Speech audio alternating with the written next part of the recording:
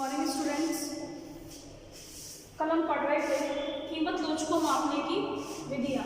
तो मैंने 3 विधियाँ आपको बता दी थी, प्रतिशत विधि, आनुपातिक विधि और तीसरी थी बिंदु विधि, जिसे रेखागणितीय विधि भी कहते हैं। तो इन तीनों विधियों की क्या है मैंने आपको बता दिया था कि किस किस विधि से किस किस सूत्र के द्वारा और किस प्रकार मांग की कीमत लोच को मापा जा सकता है, और तीनों के फॉर्मूले मैंने बता दिए।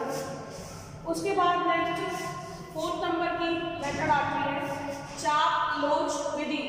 ठीक है, चाप लोच विधि। तो चाप लोच विधि, इसका प्रयोग तब किया जाता है, इसका प्रयोग कब किया जाएगा? तब किया जाता है जब बिंदु लोच विधि से हम मांग की कीमत लोच को मापने में असमर्थ हो। और वो कब होता है? क्योंकि देखो, बिंदु लोच विधि से मांग की कीमत लोच को मापने की कुछ हद है, लिमिटेशंस है। क्या लिमिटेशंस है? कि जब कीमत में बहुत कम परिवर्तन हो तो हम बिंदु लोच विधि के द्वारा मांग की कीमत लोच को माप सकते हैं। लेकिन अगर कीमत में परिवर्तन बहुत ज़्यादा हो तो उस समय क्या होता है, ये जो बिंदु विधि है मांग की कीमत लोच को मापने की, ये उस समय फेल हो जाती है, यानी असमर्थ रहती है उस समय ये मांग की कीमत लोच को मापने के लिए। तो उस समय किस विधि का प्रयोग किया जाता है? चाप लोच विधि का। तो देखिए क्या है, बिंदु लोच विधि का प्रयोग तब होता है जब कीमत में बहुत कम परिवर्तन हो। लेकिन जब कीमत में बहुत अधिक परिवर्तन हो, यानी ज़्यादा परिवर्तन हो, तो फिर मांग की कीमत लोच को मापने के लिए चाप लोच विधि का प्रयोग किया जाता है। तो चाप लोच विधि द्वारा मांग की कीमत लोच को मापने का सूत्र है EP बराबर, EP इज इक्वल टू क्या होगा? Del Q. डेल क्यू क्या है? कीमत, मांग मात्रा में परिवर्तन। डेल पी, डेल पी क्या है?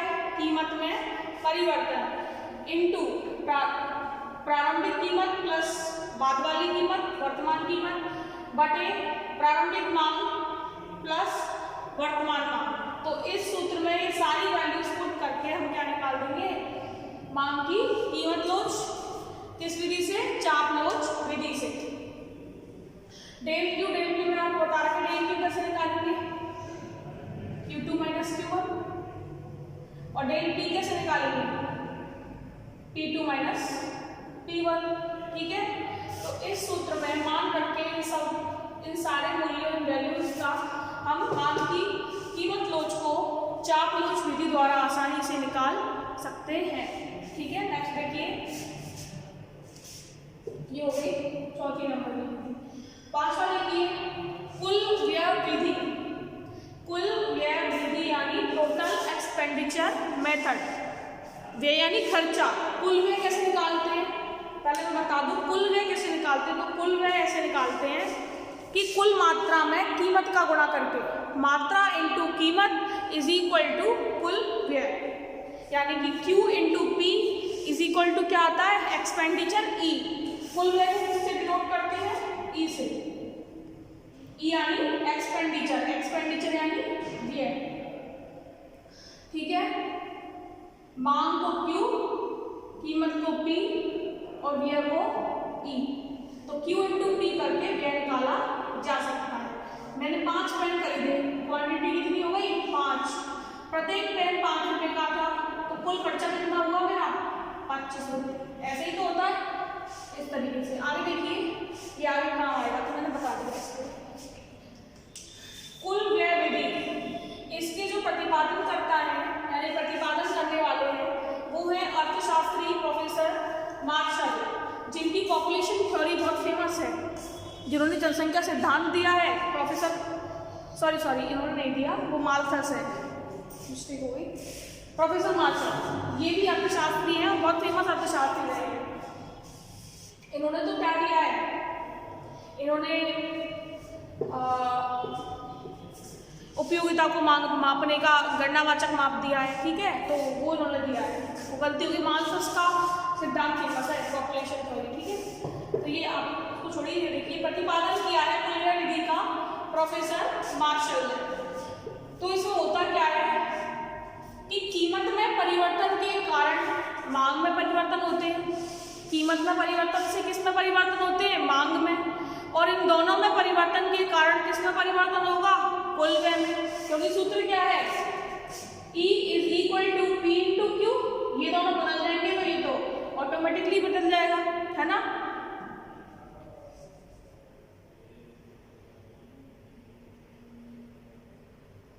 तो कीमत में परिवर्तन के कारण मांग में जो परिवर्तन होते हैं उसका प्रभाव किस पर पड़ता है? कुल व्यय पर। किस पर? ऑन टोटल एक्सपेंडिचर, उस पर पड़ता है। तो उसको मापने के लिए यानी कि हम कह सकते हैं कि कीमत में परिवर्तन का प्रभाव कुल व्यय पर मापने के लिए जिस विधि का प्रयोग किया जाता है उसे हम कुल व्यय विधि कहते हैं।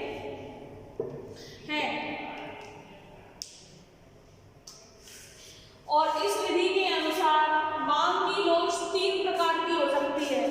एक तो लोचदार, एक बेलोचदार, एक इकाई के बराबर लोचदार। ठीक है, तो एक लोचदार यानी कि इकाई से अधिक लोचदार, मांग की लोच इकाई से अधिक यानी कि ई की बड़ा होगा किससे? 1 से ज्यादा। तो इस विधि में होता क्या है? मांग की लोच इकाई से अधिक। अब देखो छोटे छोटे 3 विधि हैं, तीनों न्यूमेरिकल है कि मांग की लोच इस विधि के अनुसार 3 प्रकार की होती है। पहली देखिए, मांग की लोच इकाई से अधिक यानी EP इज ग्रेटर देन 1। इस स्थिति में मांग की लोच कैसी होती है? लोचदार, यानी मांग कैसी होती है? परिवर्तनशील, लोचदार। उसके बाद इस विधि में मांग की लोच इकाई से अधिक कब होगी? जब कुल व्यय और कीमत में विपरीत संबंध पाया जाता है। या कह सकते हैं कि जब कुल व्यय और कीमत में विपरीत संबंध पाया जाता है तो मांग की कीमत लोच इकाई से अधिक लोचदार होती है। अब इसमें विपरीत संबंध का मतलब क्या है? अगर कीमत बढ़ने पर, विपरीत संबंध मतलब उल्टा, अगर कीमत बढ़ने पर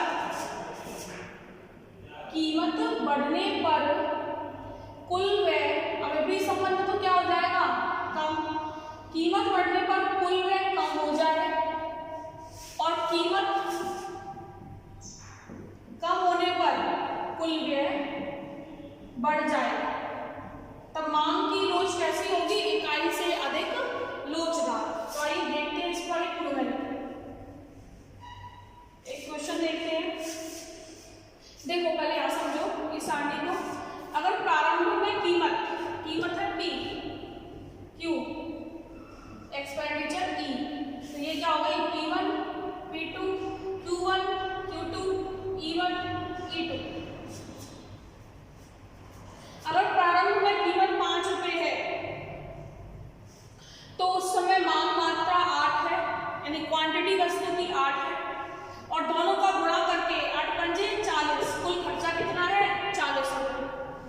उसके बाद यदि किन्हीं कारणों से, कोई कारण तो रहे होते हैं हर चीज के परिवर्तन के पीछे, कीमत परिवर्तित होकर 5 से घटकर 4 रुपये हो जाती है। अब कीमत क्या हुई है? कम, तो व्यय क्या होगा? ज्यादा। जब मांग की लोच इकाई से अधिक हो तो कुल व्यय और कीमत में विपरीत संबंध होता है। कीमत कम होने पर व्यय ज्यादा होगा। तो देखिए कीमत कम होके हो गई 4 रुपये। अब कीमत कम है तो मांग बढ़ जाती है। ये भी मैंने बताया है मांग के नियम में कि कीमत में परिवर्तन से मांग में परिवर्तन का जो रिलेशन होता है वो अपोजिट होता है। कम कीमत पर मांग अधिक, ज्यादा कीमत पर मांग कम।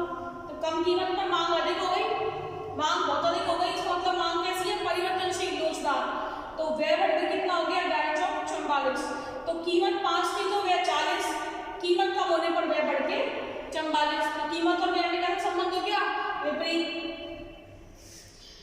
तो अब इस विधि से, ये तो थी मांग की लोच इकाई से अधिक।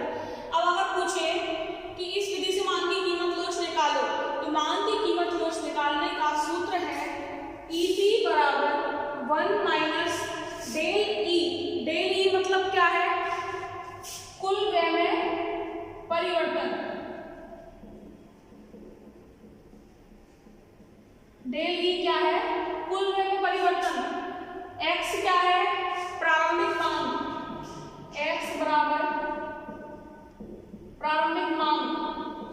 और डेल टी क्या है, डेल मतलब परिवर्तन यानी कीमत में परिवर्तन, ठीक है। तो यहां देखो कैसे निकालेंगे, इस सूत्र में सारे मान रखने हैं। तो देखो ई पी बराबर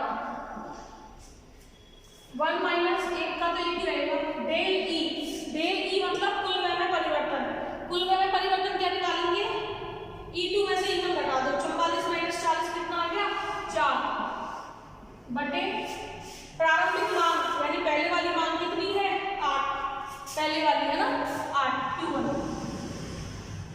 इनटू कोई साइन नहीं है इसका मतलब इनटू हो रहा है डेल टी यानी कीमत में परिवर्तन। तो कीमत में परिवर्तन 4 माइनस 5 करेंगे तो क्या आएगा माइनस के 1, 5 माइनस 4 1 आता, छोटी में से बड़ी घटाएंगे तो माइनस 1 आगे सॉल्व कर लो क्या आएगा 1 माइनस, पहले इसको सॉल्व करना है 4 8 एकम 8 लेकिन माइनस के 8 क्योंकि संख्या कैसी है ये माइनस की, प्लस माइनस माइनस होता है, ये कट गया 4 दूनी 8, तो ये क्या आ गया ऊपर तो 1 कुछ नहीं बचा तो 1 माइनस के 1 बटे 2, तो 1 माइनस के 1 बटे 2, माइनस इंटू माइनस प्लस हो गया 1 प्लस 1 बटे 2, दोनों को जोड़ेंगे तो 1 और आधा कितने हो गए 1.5 कैसे लिख सकते हैं हम, तो 1 हम लोग 3 बटे 2, तो मांग की रोज क्या आएगा और भाग देंगे हम क्या लिख सकते हैं 1.5 आ जाएगा, भाग देंगे माइनस प्लस के 1.5। तो इस तरह से इन सब मानों को सूत्र में रखकर हम मांग की कीमत रोज निकाल सकते हैं। आगे समझ में, आगे देखो ये न्यूमेरिकल है, नोट्स में है, आप आराम से देख लेना, यहाँ मैंने समझा दिया है आपको। आगे देखो 3 थी, 1 हो गई, कुल व्यय विधि चल रही है, सूत्र सब में यही चलेगा, डेली कुल व्यय में परिवर्तन, x प्रारंभिक मांग, डेल पी कीमत में परिवर्तन। अब देखो मांग की रोज इकाई से देखो भाई मांग की रोज इकाई से कम, तो जब मांग की रोज इकाई से कम होती है तो कुल व्यय और कीमत में धनात्मक संबंध होता है, यानी इसको ऐसे भी कह सकते हैं कि जब कुल व्यय और कीमत में धनात्मक संबंध होता है, प्रत्यक्ष सीधा संबंध होता है समानुपाती, तो मांग की लोच इकाई से कम लोचदार अथवा तो हम कह सकते हैं बेलोचदार होती है, ठीक है। धनात्मक संबंध का मतलब कीमत बढ़ने पर व्यय बढ़ जाता है, कीमत कम होने पर व्यय कम हो जाता है, यानी सीधा समानुपाती संबंध, P समानुपाती E, ठीक है। तो देखो इसमें न्यूमेरिकल देखो, प्रारंभ में कीमत है 5 रुपए, P1 है 5 रुपए, जिस पर मांग की मात्रा है 8, क्वांटिटी 8 इकाई है, तो कुल व्यय कितना हो गया 8 पंजे 40। अब कीमत कम होकर 4 रुपए हो गई, तो मांग कीमत कम होने पर बढ़ जाती है, तो मांग बढ़कर 9 हो गई। तो देखो मांग हुई ना बेरोजगार, बेरोजगार का मतलब बहुत कम परिवर्तन, या तो परिवर्तन नहीं, या फिर अगर परिवर्तन है तो बहुत कम परिवर्तन, तो ना के बराबर परिवर्तन हुआ है 1 इकाई का। तो फिलहाल कीमत और कुल व्यय का संबंध देखो, कीमत कम होकर 4 हो गई तो व्यय कितना हो गया 36। अब व्यय देखो कीमत 5 व्यय 40, कीमत कम हो गई 4, 5 से 4 तो व्यय भी कम हो गया 40 से 36, यानी कि कीमत कम होने पर व्यय भी कम हो गया।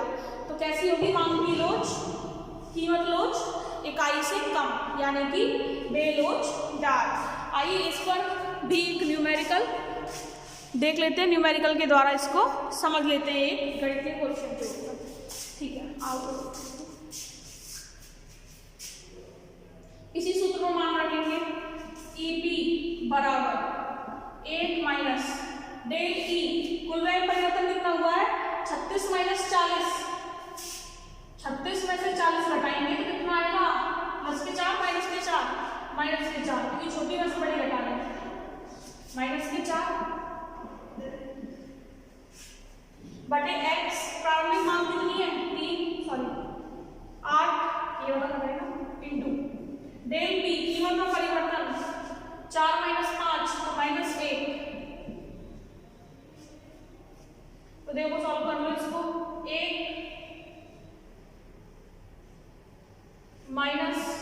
माइनस के 4 और ये कितना आ गया 8 एकम 8 माइनस के 8 माइनस से माइनस कैंसिल 1 माइनस 4 बटे 8 4 एकम 4 4 दूनी 8 1 माइनस 1 बटे 2 यानी आधा 1 में से आधा गया तो आधा 2 का भाग 1 में लेंगे तो 0.5।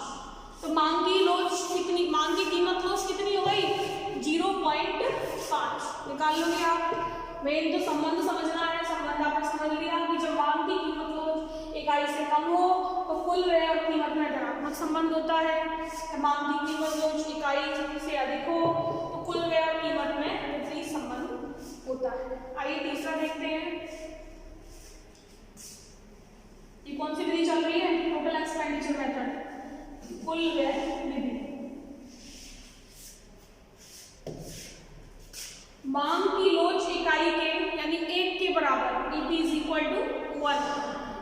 तो ऐसा कब है जब कीमत में परिवर्तन से व्यय में कोई परिवर्तन नहीं हो व्यय वही की वही बना रहे जो पहले था। तो देन मांग की लोच कैसी होती है कीमत लोच इकाई के बराबर यानी 1 के बराबर when there is no परिवर्तन in total expenditure। ठीक है नो चेंजेस। कीमत में परिवर्तन से व्यय स्थिर बना रहे हैं। अब देखो समझ लो कीमत है 4 मांग है 3 तो कुल व्यय कितना है 4 दिया 12। कीमत कम होती हुई 3 रुपए तो मांग बढ़ गई हुई 4 दिया 12।